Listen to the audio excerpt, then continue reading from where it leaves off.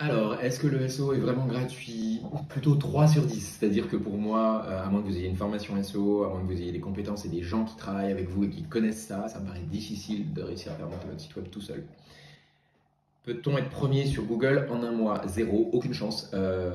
Même en 6 mois, ça me paraît quasiment impensable. Donc, même en ayant payé une agence, quelle qu'elle soit, faites attention justement là-dessus. Est-ce que créer un site suffit pour être visible sur Google? Absolument pas.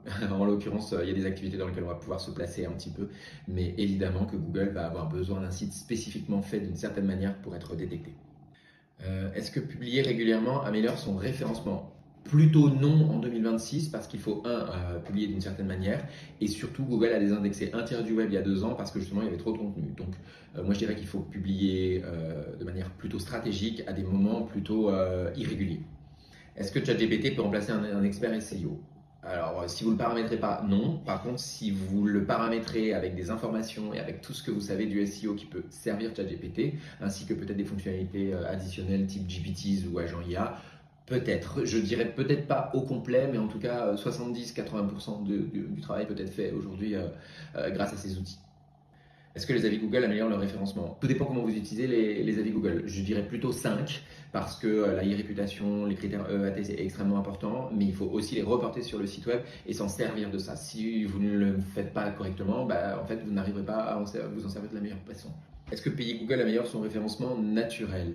Plutôt 4, dans le sens où normalement le SEA et le SEO ne sont pas forcément liés, c'est-à-dire payer des Google Ads ne va pas vous permettre de monter en SEO, mais c'est pas forcément vrai parce que le fait d'envoyer du jus sur une page va forcément aider Google à mieux comprendre la sémantique et à montrer qu'il y a du contenu, enfin qu'il y a des gens dessus. Après aussi tout dépend ce que font les gens. S'ils vous contactent et s'il y a de la conversion, Google va préférer et va aider aussi la page en SEO forcément, alors qu'à l'inverse, s'il ne se passe rien, bah, il va la pénaliser. Est-ce que le référencement fonctionne encore avec l'arrivée de l'IA? Ah, vaste question, gros point d'interrogation plutôt qu'une note. On n'a pas l'air juste là-dessus. Les AI Overview viennent d'arriver en France et ça fait 2 ans qu'ils sont partout dans le monde et ils ont perdu environ 5% du trafic.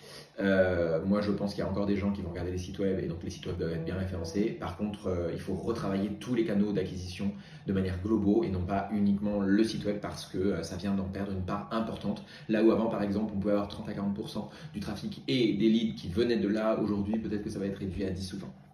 Un site là, on pénalise le référencement 6-7. Alors 6-7, pourquoi? Parce que oui, la réalité c'est qu'un site qui s'affiche mal va être pénalisé en référencement et surtout en expérience utilisateur aussi. Mais avec l'arrivée des IA, il semblerait que ce système-là, c'est le contenu qui prime par rapport aux aspects techniques. J'ai bien il semblerait parce que encore une fois, ce sont des hypothèses qu'on amène à partir des revues d'études de cas.